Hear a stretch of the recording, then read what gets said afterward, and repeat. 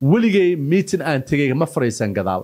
weligay meeting aan tagay oo aan dhaqaale ku bixiyay la ima maaragtay jujuubino fi kursiga dambe iyo leeyma geen waxaan always jeclaa qofka hadlaayo wax ka baranayo inaan ka fariisto frontline why because I know hadaan raashin u soo dagaalamay oo aan macluul raashimeed ka kuuma iyo qaxootiyadii la soo maray aan soo maray in aan fahansanahay in maskaxdu ashirka aad ka qaadato ay ka badan tahay and the keys of qofka inuu consistency fahmo taasaa muhiima sideed u jeclaan lahayd inay bulshadeenu noqoto mid baraarugsan waa mas'uuliyad annaga dhanna wada saaran markii aad dhamaysato message-kan fadlan la share garee dadka kale nuguna soo biir si aan u gaarno dad badan una baraarujino bulshadeena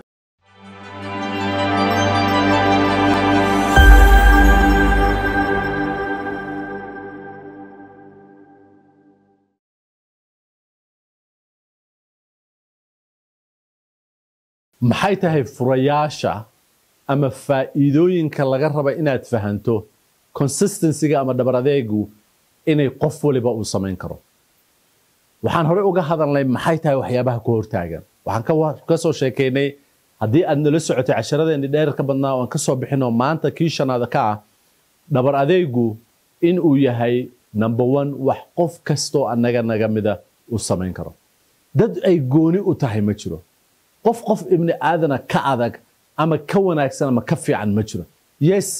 meel qofka uga fiican tahay qofka kale waa jira laakiin meel dhammaan ama qofku uu noqon karo inuu qofku wax kasta kaaga fiican yahay ma jiro social media ama especially maaragtay social media oo TikTok iyo waxyaabaha la midka iyo Snapchat-ka waxay keenaan anxiety iyo depression bay keenaan waxa kamid ah waxyaabaha ay keenaan inuu qofku u qaato inuu qof kale ka fiican yahay oo isagu empty yahay markay dhabar adeeg imaato ama consistency imaato waxaad u baahan tahay inaad ogaato aniga iyo adiguba waa hibo alla na siiyey ama waa waxaan practice garayn karno number 1 marka waa inaad ogaato waa every one of us ilaahay subxaanahu wa tacaala oo awood siiyey commitmentiga ama dhabar adeega waa waxaan samayn karno dad ay gooni u tahay ma jiro laakiin ogow qofu mar wax wanaagsan waa samayn karaa laakiin the secret-ka waxa laga hadlaayo oo dhabar adeega ah wax aad joogtayn karto oo ku dhabar adeegi kartaa ma yihiin oon ahayn waxaad hal mar samayn karto oo aad discipline markaad samayso ku noqon karo oo lagugu ixtiraami karo oo lagugu garan karo number 2 waa in aad kiiga labaad aad fahanto oo dhabar adeegu waa korid iyo kobcid waay ogow qofku wuu koraa sida uu jir ahaan u koro maskax ahaan u koraa wuu kobci karaa oo problemkiisa iyo dhibaatooyinkiisa wuu ka kobci karaa wuu isbedeli karaa oo shalay sidoo ahaaba isku bedeli karaa laakiin waa maskaxda waay maalin dhaweytaan waxaan tegay meelaha feerka lagu cabiro oo in badan idinka ka mid aad arkaysaan oo qofka inta feerka lagu cabiro boom intuu qofka siiyo numberka uu soo baxayo waxaa la ii geliyay galoofkii waxaan iskugu timid 9 ama 12 waxaan idhi I wanted to compete qofka ugu number badan waxaa iskugu yimid ilaa iyo 11 waxaan idhi qofkii aniga iga badiyaa waxaan siinayaa 3,000 oo lacagta Kenya money waxa iskugu timid dad waa soo bateen dadkii waxaan idhi mar raba inaan aniga gacanta ku compete gareeyo waxaan rabaa inaan IQ ku compete gareeyo gacanteeda IQ inay soo saartaan raba aan fiiriyo aqliyadeena qofka ugu aqliga badan ama ugu visionka badan ama ugu aragtida badan way yaabeen dadkii waxay anaga niyo masalkaan rabnaa inaan tijaabinee aqliga meeshaan laguma tijaabiyo waxaan idhi that's why inteenan meesha taagan dhammaanteen murqaheena uu iga waaweyn yihiin aqligeena waxaa yeelay aqliga meeshaan ka dhisi lahayn baan murqaha ka dhisnay waxaa kaloo lagu naanaysaa oo ma aragtay la dhahaa dadka madow oo Mareykanka jooga in badan oo anaga ka mid ah waxaan dhisnaa murqaha laakiin ma dhisno maskaxda there is another slide sheeko kala jirta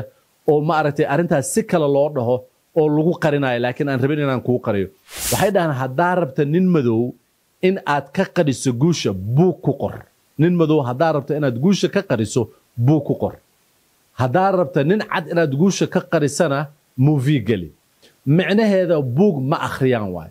that's why dadku aysan u kala fiicneen laakiin way kala kobac fiican yihiin aan tusaale ku tuso in badan oo anaga naga mid ah ama adiga ha ku soo marto ama waalidka ha soo marto gaajo iyo macaluul iyo faqri iyo in badan qaxbay dadkeenu soo mareen waxaad arki kartaa macaluusha ilmaha Soomaalida ay soo mareen 90gii iyo 92gii iyo 95gii ay soo mareen qofku hadduu macaluul ku koro mar waliba waxa uu weyn oo number 1 priority ah waa calooshiisa mararka qaarkood markaan ka hadlayno growth glasseska inuu qofku ka qayb galo registerayso oo aad meel kala tagto oo aad safarto oo aad samayso dadku waxay oran jireen war anigu ma 20 saacadood baan waxaan u safrayaa inaan wax dhageysto laakiin aniga ma taqaanaa waxaan dhihi jiray oo ii noqotay caan saaxiib anigu 20 saacadood baan food lane ugu jira qaxooti oo calooshayda inaan galiyo ugu jira waxaan weligay dib igu noqonaynin inaan maskaxdayda ka hormariyo calooshayda weligay dib iguma noqonayso weligay meeting aan tagay ma faraysan gadaal weligay meeting aan tagay oo aan dhaqaale ku bixiyay ma aragtay jujuubino kursiga dambe iyo leeyma geen waxaan always jeclaa qofka hadlaayo wax ka baranayo inaan ka fariisto frontline why because I know haddaan raashin u soo dagaalamay oo aan macluul raashimeed kaakuuma iyo qaxootiyadii la soo maray aan soo maray in aan fahansanahay in maskaxdu cashirka aad ka qaadato ay ka badan tahay and the keys of qofka inuu consistency fahmo taasaa muhiima number 3 oo consistency qofka ku caawiso waxa waaye oo qofka micno badan u samaysaa qofka inuu garanayo waxa alla u abuuro purpose-kiisa what is my purpose of life maxaa alla ii abuura why am I here because that will create an commitment sameeyo nin PhD haysta bas maalinku graduate gareynayay wuxuu ka mahad celiyay Allah subhanahu wa ta'ala muslima PhD-ga macalinkiisii oo ma aragtay dadka diin la'aanta haba wuxuu dhahay seed mahad ugu celin kartaa energy-ga iyo effort-ga iyo waxyaabaha aad soo gelisay cid aanan wax ay kugu tartay jirin maalina class kula imaanin aanan maalina ku caawin wuxuu yiri alla waa i caawiyay Allah subhanahu wa ta'ala awoodiisa bayna ku dhacday faqri iyo gaajo iyo colaad iyo dhibaato intaan ka imid inaan jaamacadaha ugu waaweyn in Mareykanka PhD ka qaatay waa wax u baahan inaan alla ka mahadiyo I wish in badan oo PhD qaatay in intaas fahmi lahayd wuxuu yiri niyo waxba ka qaldan wuxuu yiri aniga waxba igama qaldanay habeen dambe ama berri gurigeygan kugu cansumayaa waxaanad imaataa gurigeyga ana Allah subhanahu wa ta'ala ku introduce gareynaya oo alla ku tusaya hadii Rabbi raali ka dhigo ninkii xaafadii buu keenay wuxuuna xaafadiisii yimid markii graduationkii wuxuu yiri gurigeyga waxa yaalo dhan ma aragtaha maxaa loogu talagalay maxay u samaysan yihiin nin PhD ha oo ma aragtay PhD holder oo ma aragtay macallinaha wuxuu yiri kan waxa loogu talagalay waxaas kan waxa loogu talagalay waxaas kan waxa loogu talagalay waxaas aniga maxaa la igu talagalay hadii waxaan anagu aan samaysanay iyo university-gan loogu talagalay dad waxa jooga mid kasta oo kamid ah ma aragtay aan soo dhaweysanay wax aniga see ku dhici kartaa in taragal la'aan aan adduunkan ku imid aniga see ku dhici kartaa inaan taragal la'aan ku shaqeeyo ana wish dad badan in inta fahmi lahayn if you have purpose ama aad leedahay waxa alla ku abuuray garanayso waxaad ku sahlanaanaysaa waxa ay ku samayso as in BARAARUJIN organization marka lagu weydiyo qofku success muxuu yaqaana ama koorsooyinka aan sameynay hadaadan success garanaynin set success u gaari kartaa see guul u gaari kartaa number 1 waxa macnaheedu yahay inaad fahansantahay waxa alla ku abuuray wama khalaqtul jinna wal ins illa la ya'budu aniga ilaahay subhanahu wa ta'ala wax kale iima abuurin inaan hadla iima abuurin inaan dad wax u sheegay iima abuurin inaan cunto cunay iima abuurin in waxaas oo laakiin inaan ku noolaaday waxaas ka mid ah laakiin number 1 waxa la ii abuuray inaan alla caabudo subhanahu wa ta'ala somaha so what is that purpose for you that purpose ma ahan inaan tukada kaliya that purpose ma aha inaan alla subhanahu wa ta'ala u sujuudo that purpose waa inay direct garayso giftiga alla isiyo subhanahu wa ta'ala you know in success principles ka in Mareykanka anu wadan kala ma aqaan dadkii hore oo ka hadli jiray oo Jim Ran iyo Zig Ziglar iyo ma aragtay rag ahayo dadka waxaan ka hadli jiray philosophy of success sameeyay they all bring from the Bible laakiin maanta dadka jooga waxaad dhageysanaysaa in F word iyo bad words ayagoo isticmaalay do you know the reason because they cannot tell you foundation ka of qofka noloshiisa wax u noqonay in badan oo ayaga ka mid ah atheist and they're trying to motivate you in their ability and the Nolosha is success ka waxay ka haystaan ani say ii motivate gareyn kartaa ama ii dhiirigelin kartaa because gaari aad haysato laakiin waxaad ii dhiirigelin kartaa ama igu motivate gareyn kartaa mission nololeed oo aad rabto inaad achieve garayso oo kan ugu weyn aniga nolosheeda ay tahay the purpose of my life alla wuxuu ii abuuray inay tahay oo adiga waxa alla ku abuuray uu yahay waxa u baahan tahay commitment-iga aan ka hadlayna ama dhabar adeega inaad samayso waxaan kaloo rabaa insha Allah ta'ala commitment-ka cajiibka ay leedahay mararka qaarkood inaad fahansantahay examplesku waa wax aad iyo aad cajiib u ah anigoo dhalinyaro ah baan waxaan daris noqonay nin saaxiibkay oo aadan la yiraahdo hadaan naanistiis ku daro dadku inta badan way garanayaan aadan waxaan iska soo horjeednaa laba apartment oo iska soo horjeeda masaajidku wuxuu noo jiraa 11 minutes to 15 minutes buu noo jiraa aadan fajarka wuxuu igu soo garaacaa albaabka gurigeygan ku tukadaa laakiin aadam wuxuu aadaa fajarka oo barafta ayo intuu gaarigiisa kullaysto masaajidku aadaa waxaan is weydiiyey waxa aadan sameeyo oo aniga aanan samaynin sababta aanu samayn maxaa waaye yes both of us aadan iyo anigaba faith baan leenahay laakiin aadan commitment buu leeyahay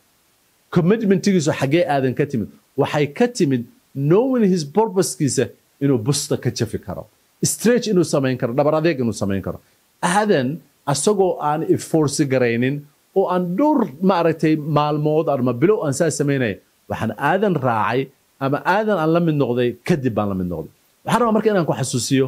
commitment kasta waa inaad ogsoon tahay in ay ku xiran tahay sida ay noloshaada burbuskeedu ay clear kuugu tahay let me give it a short 2 minutes siday ballanteenu ahayd ama tiimkayga iga codsaday intiina jecel waxa in la soo gaabiyo labadan minid aan ku siiyo lecturekii 30 minutes 20 minutes soconay 2 minid aan ku siiyo commitment keygeeda maxaa waaye commitment keygeeda waxa waaye it's a gift ama ability ama dadnimo qof kastoo anaga naga mid uu samayn karo commitmentiga lagu sheegay ama dhabar adeeguna maaha waxaad mar samaysay waa wax aad aruurisay oo compound gareeya ama aruuris noqday noloshaada waxaad ka qaban leed maxay u baahan tahay kobac maskaxeed bay u baahan tahay korid bay u baahan tahay waxay u baahan tahay in aad karaanka alla ku siiyey aad kor u qaado ma u qaadi kartaa haddii masalkaaga aad jim kor ugu qaado yes waa u qaadi kartaa number 3 maxaad u baahan tahay commitmentiga keygeeda iyo furaheeda ugu horeeya waxay ku xiran tahay your purpose of life waxa lagu abuuray inaad busta ka jafto inaad ogsoonaatood mar walba dhahdo yes waxaanan samayn karaa waxay soo xasuusisay six example aan rabay inaan ku daro shootka Aisha oo duca dheer akhrinayso oo Allah subhanahu wa ta'ala wax badan u fadhida baa Nabi Muhammad sallallahu alayhi wasallam wuxuu yiri Aisha oo ducadana waxay kaaga qiimo badan tahay waxaad maanta dhan akhrinayso ma taqaana nabigu wuxuu u sameeyay wuxuu increase gareynayay wixii ay committed ka ku ahayd purpose-keeda ahayd siday uga gaar leed stage sare marka number 1 waa inaad samayn karto inaad og tahay growth inay kaaga baahan tahay midda ugu dambayso oo commitmentiga heerkeeda ugu dambaysan inay tahay noloshaada abuurideeda iyo successka adduunku inay iskula kaasiman yihiin oo isku meel socdaan waxaan ilaahay ka baryaa in Allah noo fududeeyo journey-ga aad u dheer